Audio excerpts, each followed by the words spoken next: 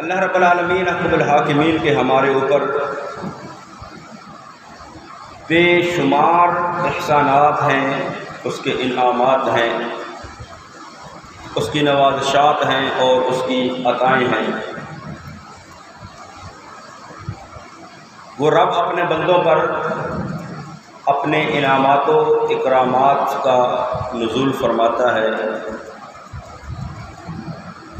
اپنی نوازشات کرتا ہے، اور وہ جسے چاہتا ہے جیسے چاہتا ہے اس کو نوازتا ہے، اور جب وہ عطا کرے جسے وہ عطا کرے اسے کوئی محروم نہیں کر سکتا، اور جسے وہ عطا نہ کرے، جسے وہ محروم رکھے، اسے دینے والا کوئی اور نہیں ہے۔ یہ رب العالمین احکم الحاکمین کا کرم ہوتا ہے کسی انسان کے اوپر، کسی قوم کے اوپر، کہ اس پر وہ اپنی رحمتوں کا نزول فرمائے، اور وہ مالک جسے جو عطا کرے کوئی کسی سے وہ چھین نہیں سکتا، اس سے محروم نہیں کر سکتا، اور جو رب کسی کو نہ دے، کسی کو عطا نہ کرے، کسی چیز سے محروم رکھے، تو ساری کائنات کے لوگ مل کر بھی اس بندے کو دے نہیں سکتے، عطا نہیں کر سکتے۔ مثال کے طور پر اولاد اللہ رب العالمین احکم الحاکمین کی طرف سے ایک بہت بڑی نعمت ہے، اس کی رحمت ہے، اس کا کرم ہے، اس کا فضل ہے۔ وہ رب جسے چاہے عطا کرے، اور اگر کسی کو اولاد کی نعمت سے محروم کر دے تو ساری دنیا کے ڈاکٹر، حکیم، پیر، فقیر مل کر بھی اس رب العالمین احکم الحاکمین کی مرضی، اس کی منشا کے بغیر کسی کو اولاد عطا نہیں کر سکتے۔ تو یہ رب کا احسان ہوتا ہے کہ وہ مالک کسی کو کچھ عطا فرماتا ہے۔ وہ رب العالمین احکم الحاکمین دنیا کی نعمتیں بھی وہی عطا کرتا ہے، اور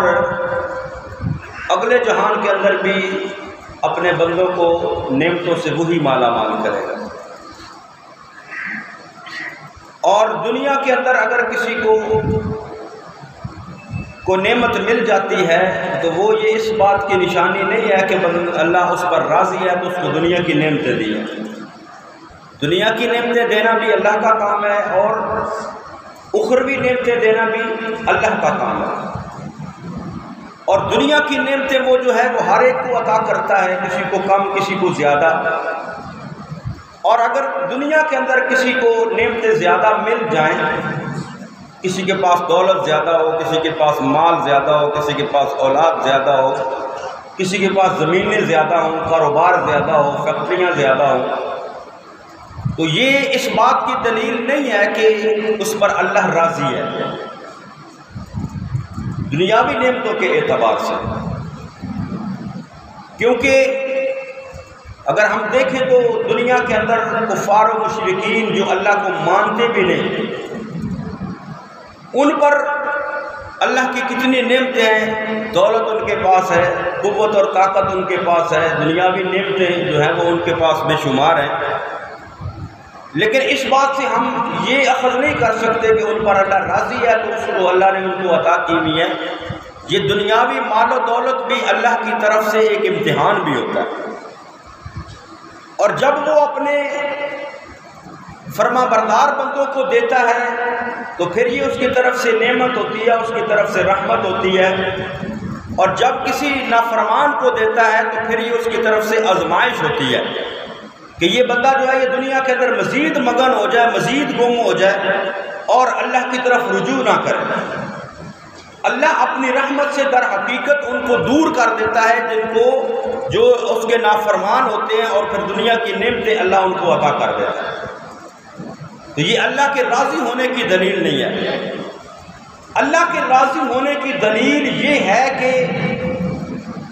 اللہ اپنے بندوں کو اگلے جہان کی نعمتوں سے مالا مال کرے، یا اگلے جہان کی نعمتیں جو ہیں وہ حاصل کرنے کے لیے اللہ بندوں کو توفیق عطا فرماتا ہے۔ یہ ہوتا ہے اللہ کی رضا، جس پر اللہ راضی ہوتا ہے وہ اس کو اللہ نیکی کی توفیق عطا فرما دیتا ہے، تاکہ جب بندہ نیکی کرتا ہے، نیکی کرنے کے بعد جب وہ نیکی کرتا ہے تو اس کا پھر اجر و ثواب اللہ قیامت والے دن اس کو اپنے انعامات کی صورت میں عطا فرمائے گا۔ تو اگلے جہان کی نعمتیں ملنا جو ہے یہ رب کی رضا کی دلیل ہے، یہ رب کے راضی ہونے کی دلیل ہے۔ تو اللہ رب العالمین احکم الحاکمین کی طرف سے اگر کسی کو نیکی کی توفیق ملتی ہے تو وہ اس بات پر اپنے رب کا شکر ادا کرے کہ اللہ نے اس کو نیکی کی توفیق عطا فرمائی۔ جامع ترمذی کے اندر حدیث مبارکہ ہے،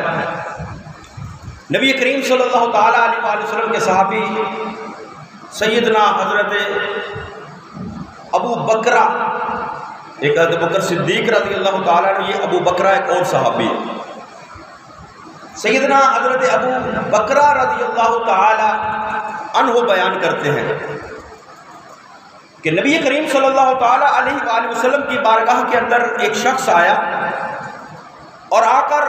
نبی کریم صلی اللہ تعالیٰ علیہ وآلہ وسلم سے سوال کیا، یا رسول اللہ صلی اللہ تعالیٰ علیہ وآلہ وسلم یہ بتائیے کہ دنیا کے اندر بہترین شخص کون سا ہے؟ دنیا کے اندر بہترین شخص کون سا ہے؟ اچھا بندہ کون سا ہے جو دنیا کے لوگوں میں سے اعلیٰ ہے، اچھا ہے، بہترین ہے؟ تو نبی کریم صلی اللہ تعالیٰ علیہ وآلہ وسلم نے ارشاد فرمایا، من طال عمرہ وحسن عملہ، فرمایا دنیا کے اندر بہترین بندہ وہ ہے، بہترین شخص وہ ہے جس کو اللہ عمر طویل عطا فرمائے، یعنی لمبی عمر عطا فرمائے، اور ساتھ اللہ اس کو نیکی کی توفیق عطا فرمائے، اچھے عمل کرنے کی توفیق عطا فرمائے۔ تو وہ شخص بہترین شخص ہے، وہ شخص رسول اللہ صلی اللہ تعالیٰ علیہ وآلہ وسلم کی نگاہ میں وہ بندہ بہترین ہے جس کو اللہ نے عمر طویل عطا فرمائی، لمبی عمر عطا فرمائی، اور ساتھ اللہ نے اس کو اچھے اعمال کرنے کی، نیک اعمال کرنے کی، اعمال صالحہ کرنے کی توفیق عطا فرمائی، وہ بندہ بہترین ہے۔ پھر عرض کیا، یا رسول اللہ صلی اللہ تعالیٰ علیہ وآلہ وسلم ارشاد فرمائیے سب سے برا شخص کون سا ہے، سب سے بدترین شخص کون سا ہے؟ تو نبی کریم صلی اللہ تعالیٰ علیہ وآلہ وسلم نے ارشاد فرمایا، من طال عمرہ وساء عملہ، فرمایا وہ بندہ بدترین ہے، وہ برا ہے وہ شخص جس کو اللہ نے عمر تو لمبی عطا فرمائی لیکن اپنی اس لمبی عمر کے اندر وہ اچھے کام نہیں کرتا، برائی کے اندر زندگی گزارتا ہے، برائی کے اندر زندگی بسر کرتا ہے، برے اعمال کر کے وہ زندگی گزار دیتا ہے۔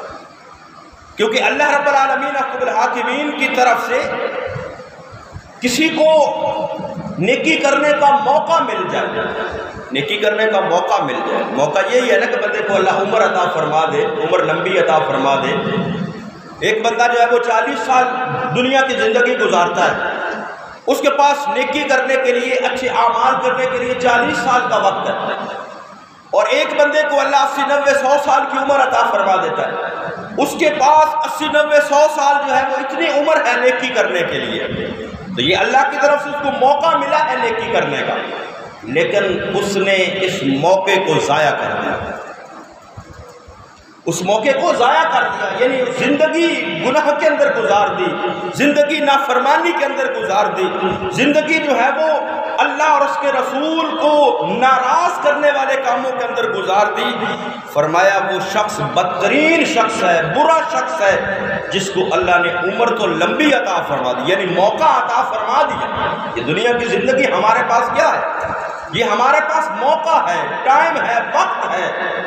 نیکی کرنے کا، کیونکہ ہمارا دنیا کے اندر آنے کا مقصد کیا ہے؟ وَمَا خَلَقْتُ الْجِنَّ وَالْإِنسَ إِلَّا لِيَعْبُدُونِ، ہمارا دنیا کے اندر آنے کا مقصد ہے اللہ کی عبادت اور بندگی۔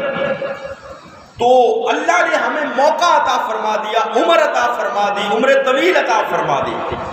تو اس موقع کو اگر کوئی شخص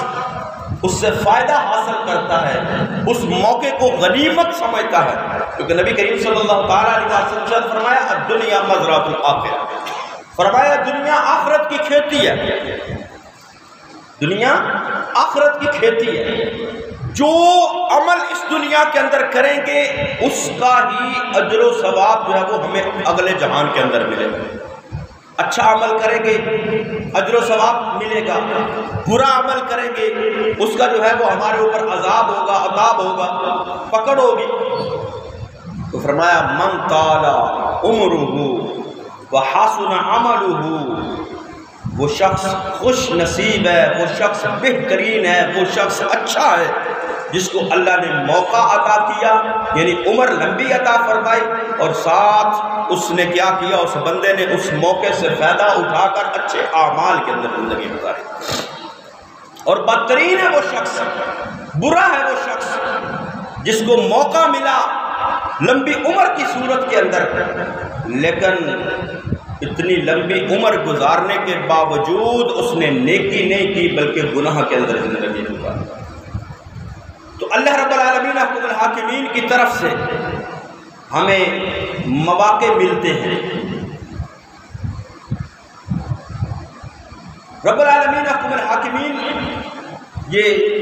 ساری کائنات کا خالق وہی ہے، ساری کائنات کا مالک وہی ہے، ساری کائنات کو بنانے والا وہی ہے، ہر دن اس کا ہے، ہر رات اس کی ہے، ہر ہفتہ، ہر مہینہ، ہر سال اس کا ہے، لیکن اس کے اندر بھی اللہ رب العالمین رب الحاکمین نے ہمیں کچھ دن، کچھ راتیں ایسی عطا فرما دی ہیں کہ جن کے اندر نیکی کرنے سے اللہ ہمیں بے پناہ اجر و ثواب عطا فرما دے، یعنی یہ بھی اللہ کی طرف سے ایک موقع ملتا ہے بندے کو، کہ کوئی برکت والا دن آ گیا، کوئی رات آ گئی، وہ ہمارے پاس موقع ہوتا ہے کہ اس وقت سے ہم فائدہ اٹھائیں۔ دن سارے اللہ کے، راتیں ساری اللہ کی، لیکن کچھ ایام خاص ہوتے ہیں، کچھ دن خاص ہوتے ہیں، کچھ راتیں خاص ہوتی ہیں، جس طرح اللہ رب العالمین رب الحاکمین نے فرمایا جو قرآن مقدس کی آیات آپ احباب نے پڑھی، والفجر ولیال عشر والشفع والوتر واللیل اذا یسر، اللہ رب العالمین رب الحاکمین نے فرمایا فجر کی قسم، اور یہ فجر کون سی فجر ہے؟ مفسرین اکرام نے فرمایا اس فجر سے مراد جو ہے وہ 10ویں ذی الحج کی فجر ہے، یعنی جو یوم نحر، وہ فجر اس سے مراد۔ ولیال عشر، اور 10 راتیں، فرمایا اللہ نے ان راتوں کی قسم اٹھائی، تو وہ یہ 10 راتیں کون سی ہیں؟ یہ ذی الحجہ کے ابتدائی جو ہیں وہ 10 ایام، ان کی جو راتیں ہیں ان کی اللہ نے قسم اٹھائی، اس صبح کی قسم، اس فجر کی قسم، اور 10 راتوں کی قسم، آگے فرمایا والشفع والوتر، جفت کی قسم اور طاق کی قسم۔ تو مفسرین کا فرماتے ہیں کہ اس جفت سے مراد جو ہے وہ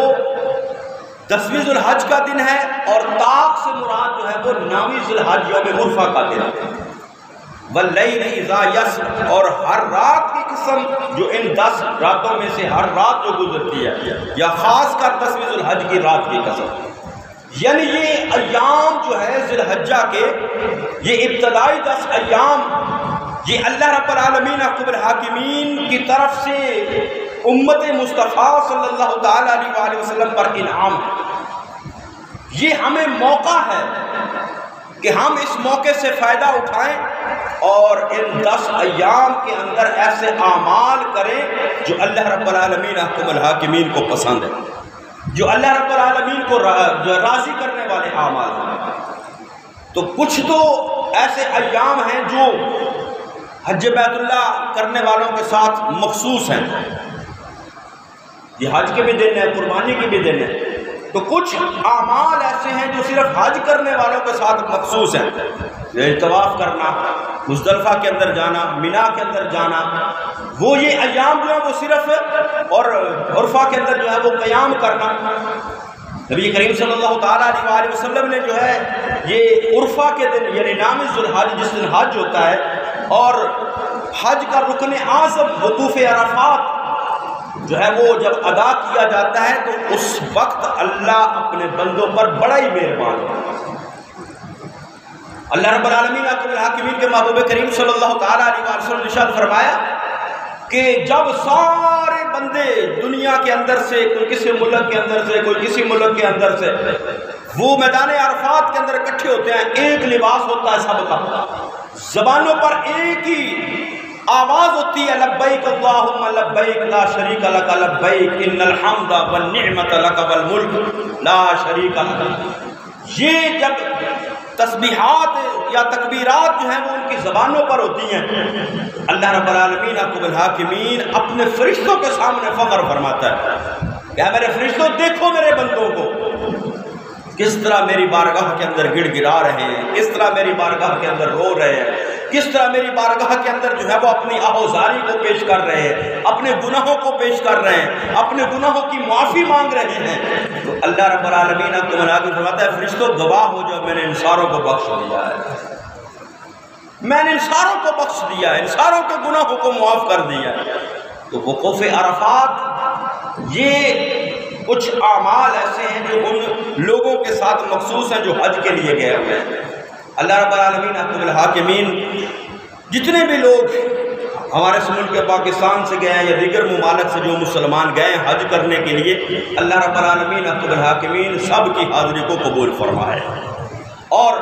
جو میرے جیسے نکمے اس شرف سے محروم ہیں اللہ رب العالمین احکم الحاکمین آپ کو اور مجھے ہم سب کو اللہ رب العالمین اپنے گھر کی حاضری نصیب فرمائے۔ تو یہ اللہ کی طرف سے موقع ہوتا ہے، بندے کو موقع ملتا ہے، بندے کو وقت ملتا ہے، بندے کو کوئی لمحات مل جاتے ہیں، بندے کو کوئی خاص دن مل جاتا ہے، کوئی خاص رات مل جاتی ہے اس کی عبادت اور بندگی کرنے کے لیے۔ تو ان 10 ایام کے اندر ہمیں فرائض کے علاوہ، کیونکہ فرائض تو ایک ایسی چیز ہے جس کی کسی صورت بھی، کسی دن کے اندر بھی، کسی وقت کے اندر معافی نہیں ہے، تو فرائض کے علاوہ جو ہے وہ نفلی عبادات کی کثرت کرنی چاہیے، تسبیح و تحلیل کی کثرت کرنی چاہیے، روزوں کی کثرت کرنی چاہیے۔ تو نبی کریم صلی اللہ تعالیٰ علیہ وسلم نے فرمایا جو ذی الحجہ کے 10 دنوں کے اندر جو ہے ان ایام کے اندر روزہ رکھتا ہے، ان دنوں کے اندر ایک دن کا روزہ 1 سال کے روزوں کے برابر اللہ ثواب ہوتا ہے۔ 1 سال کا روزوں کے نفلی روزوں کے برابر جو ہے وہ اللہ ثواب عطا فرمائے گا جس نے ذی الحجہ کے ان دنوں کے اندر، ابتدائی دنوں کے اندر جو ہے وہ روزہ 1 دن کا رکھا، اللہ رب العالمین اس کو 1 سال کے روزوں کا ثواب عطا فرمائے گا۔ اور خاص کر جس نے یوم عرفہ نامی ذی الحج کا جو ہمارے اعتبار سے 28 تاریخ کو بدھ والے دن بنتی ہے، یوم عرفہ کا جو روزہ رکھتا ہے نبی کریم صلی اللہ علیہ وسلم نے فرمایا ایک تو اس کو 1 سال کے روزوں کا ثواب ملے گا نفلی کا، دوسرا اس روزے کے بدلے اللہ رب العالمین اس کے گزشتہ سال کے بھی صغیرہ گناہوں کو معاف کر دے گا اور آنے والے سال کے بھی صغیرہ گناہوں کو معاف فرما دے گا۔ تو یہ کتنے بابرکت دن ہیں، کتنے بابرکت ایام ہیں جو اللہ رب العالمین احکم الحاکمین نے ہمیں نصیب فرما دیے ہیں۔ چلو ہم وہاں پر تو حاضر نہیں ہیں، لیکن یہاں پر رہتے ہوئے ہم ان ایام کو اپنے لیے فائدہ مند بنائیں، ان ایام سے فائدہ حاصل کریں، اس وقت سے فائدہ حاصل کریں، کیونکہ جب وقت گزر جاتا ہے پھر وہ ہاتھ نہیں آتا۔ جب وقت گزر جاتا ہے، کوئی ٹائم ہوتا ہے، کوئی وقت ہوتا ہے، کوئی دن ہوتا ہے، جب گزر جاتا ہے تو پھر بندہ دنیا کی ساری دولت بھی خرچ کر لینا وہ دن واپس نہیں آتا۔ تو اس لیے یہ ذی الحجہ کے ابتدائی ایام ہیں، تو ان کے اندر سب سے پہلے جو چیز ہے وہ یہ ہے کہ ہم فرائض کی سختی کے ساتھ پابندی کریں، فرائض کی یعنی نماز کی پابندی کریں، دیگر جو فرض اعمال ہیں ان کی کثرت کے ساتھ پابندی کریں، اور فرائض کے ساتھ ساتھ جو ہے پھر نوافل کی ترکیب کریں کہ نوافل ادا کریں، رات کو جاگ کر قیام کر کے نوافل ادا کریں، دن کے اندر نوافل ادا کریں، یعنی پہلے نمبر پر فرائض کی پابندی کریں، کیونکہ فرائض سے بڑھ کر کوئی چیز نہیں ہے۔ فرائض سے کوئی وقت ہو، کوئی جگہ ہو، کوئی مقام ہو، فرائض سے بڑھ کر کوئی کسی چیز کی اہمیت نہیں ہے۔ لیکن فرائض کے ساتھ ساتھ پھر جو ہے وہ نوافل کیا جائے. یہ نہیں کہ فرضوں کو بندہ چھوڑ دے صرف نفلوں کے اوپر لگا رہے یا نفلی عبادات کے اوپر لگا رہے, رمضان کے روزے نہ رکھے اور یہ جو ہے وہ نفلی روزے رکھ لے. فرائض سب سے پہلے ہے, فرض نماز سب سے پہلے ہے, فرض روزہ سب سے پہلے ہے. ان فرائض کے بعد جو ہے وہ پھر جتنا کوئی نفلی کام کرے گا اتنا زیادہ وہ اپنے لیے ذخیرہ آخرت کا اکٹھا کر لے گا. دوسرے نمبر پر جو ہے وہ یہ اپنے گناہوں سے سچی توبہ کرے, کیونکہ وہ جو حج پر جانے والے ہوتے ہیں وہ وہاں پر کیا کرتے ہیں, وہ اپنے گناہوں کی معافی مانگتے ہیں, وہ اللہ کی بارگاہ میں گڑ گڑاتے ہیں, روتے ہیں, مالک ہمارے گزشتہ گناہوں کو معاف کر دے. اور نبی کریم صلی اللہ تعالیٰ علیہ وسلم نے یہ بشارت اور خوشخبری بھی عطا فرمائی, فرمایا جس نے اللہ کی رضا کی خاطر حج کر لیا, اللہ کی رضا کی خاطر جو ہے وہ حج بیت اللہ کیا, فرمایا جب وہ حج کر کے واپس آتا ہے تو ایسے ہوتا ہے گویا اس کی ماں نے آج ہی اس کو پیدا کیا ہے, ایسے گناہوں سے پاک ہو کر آتا ہے. تو ہم بھی ان ایام کی برکت سے اپنے گناہوں سے معافی مانگے. اللہ کے رب العالمین الحاکمین کی بارگاہ میں دعا کرے, مالک ہمارے ان خاص ایام کی برکت سے اور ان لوگوں کی دعاؤں کی برکت سے جو وہاں تیری بارگاہ میں حاضر ہیں, مالک ہمارے گناہوں کو بھی معاف فرما. اور پھر تیسرے نمبر پر جو ہے وہ رب کی بارگاہ میں کثرت سے دعائیں کریں. پہلے فرائض کی پابندی کریں, اس کے ساتھ نوافل, اور اپنے گناہوں سے سچی توبہ کر کے اس کی معافی مانگے, اور پھر اللہ رب العالمین الحاکمین کی بارگاہ کے اندر جو ہے وہ اپنی دعائیں پیش کریں. اور نبی کریم صلی اللہ تعالیٰ علیہ وآلہ وسلم نے فرمایا بہترین دعا عرفہ کے دن مانگے جانے والی دعا ہے.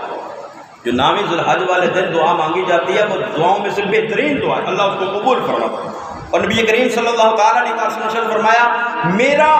اور میرے سے پہلے نبیوں کا جو ہے وہ کلام اور طریقہ وہ یوم عرفہ کے دن کیا تھا, لا الہ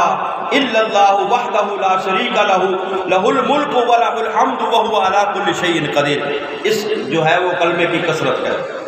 خاص کر جو ہے وہ ان ایام کے اندر, اور بالخصوص جو ہے وہ یوم عرفہ والے دن. اور چوتھے نمبر پر جو ہے وہ ممکن ہو سکے تو روزوں کا اہتمام کریں, نفلی روزوں کا اہتمام کریں. ہر دن کا روزہ 1 سال کے روزوں کے برابر ہوگا, اور یوم عرفہ جو ہے وہ نامی ذوالحج کا روزہ جو ہے وہ 1 سال کے روزوں کے نفلی روزوں کے برابر اللہ ثواب عطا فرمائے گا. ساتھ 1 سال گزشتہ اور 1 سال آنے والے گناہوں کا اللہ اس کو کفارہ بنا دے گا. اور 5ویں نمبر پر جو ہے وہ اپنی زبان کو فضول باتوں سے محفوظ رکھیں, فضول باتوں سے بچائیں, اور اپنی زبان کو ذکر الہی کے اندر مشغول کریں. نعرہ تکبیر, نعرہ رسالت, نعرہ حیدری. یعنی اپنی زبان کو ویسے بھی جو ہے وہ زبان سے فضول گوئی فحش گوئی کرنے کی ممانعت ہے, لیکن ان خاص ایام کے اندر جو ہے وہ اپنی زبان کو فضول باتوں سے بچائیں اور اپنی زبان کو ذکر الہی کے اندر مشغول کریں. نبی کریم صلی اللہ تعالیٰ علیہ وسلم نے فرمایا فَأَكْثِرُوا فِيهِنَّ مِنَ التَّهْلِيلِ وَالتَّكْبِيرِ وَالتَّحْمِيدِ. فرمایا ان دنوں کے اندر زیادہ سے زیادہ کثرت کے ساتھ سبحان اللہ والحمد للہ اللہ اکبر ان کا جو ہے وہ ورد کریں, ان کا وظیفہ کریں, ان تسبیحات و تحلیلات کو پڑھیں. اور پھر ان ایام کے اندر ہی تکبیرات تشریق آ جاتی ہیں, جو نامی ذوالحج یعنی 28 تاریخ بدھ والے دن صبح فجر کی نماز سے لے کر 13 ذوالحج کی عصر تک, 13 ذوالحج کی عصر تک جو ہے وہ 2 جولائی والے دن عصر تک, ان ایام کے اندر ہر نماز کے بعد کم از کم 1 مرتبہ جو ہے وہ کہنا واجب کے درجے میں آتا ہے تکبیرات تشریق اللہ اکبر اللہ اکبر یہ پڑھنا. اور پھر آگے جو ہے وہ قربانی کے ایام آ رہے ہیں, قربانی کا دن ہے تو قربانی کا اہتمام کریں. جس کے پاس سکت ہے, طاقت ہے, اور یہ ہمارے معاشرے کے اندر آج کل جو ہے وہ کچھ زیادہ پڑھے لکھے لبرل قسم کے لوگ جو ہے وہ پیدا ہو چکے ہیں, جو خاص کر سوشل میڈیا کے اوپر فیس بک اور واٹس ایپ اور یوٹیوب کے اوپر زیادہ تر جو ہے وہ ان لوگوں کو ان ایام کے اندر میلاد کا موسم آ جائے, قربانی کا موسم آ جائے, اس وقت ان کو غریبوں کی بیٹیاں یاد آ جاتی ہیں. یہ قربانی پہ اتنا خرچ کرتے ہیں، کسی غریب کی بیٹی کی شادی کروا دیں، قربانی پہ اتنے پیسے خرچ کرتے ہیں، کسی غریب کی مدد کر دیں۔ جو عمل 10ویں ذو الحج والے دن جو اللہ نے ہمارے اوپر فرض کیا ہے، واجب کیا ہے، اس کے مقابلے میں کوئی نفل اور مستحب عمل اس کے برابر نہیں ہو سکتا۔ فرائض پہلے ہیں، واجبات پہلے ہیں، پھر اس کے بعد مستحبات اور نوافل کی باری آتی ہے۔ تو اگر قربانی کے فلسفے کو دیکھا جائے تو قربانی کے اندر جو ہے وہ سب سے زیادہ فائدہ کن کو پہنچتا ہے؟ اکثریت جو ہے وہ جانور جو لے کر آتے ہیں وہ کون لوگ ہوتے ہیں؟ زیادہ تر غریب لوگ ہوتے ہیں جو سارا سال اپنا جانور اس کو رکھتے ہیں، اس کو پالتے ہیں، اس کی حفاظت کرتے ہیں، اس کو پال پوس کر لاتے ہیں کہ قربانی کے دنوں میں جا کر ہم اس کو فروخت کر کے پیسے کمائیں گے۔ یہاں پر بھی فائدہ جو ہے وہ کس کو ہوا؟ غریبوں کو۔ اور پھر قربانی کا چارہ اور یہ ساری چیزیں، اس کے اندر بھی غرباء کو فائدہ۔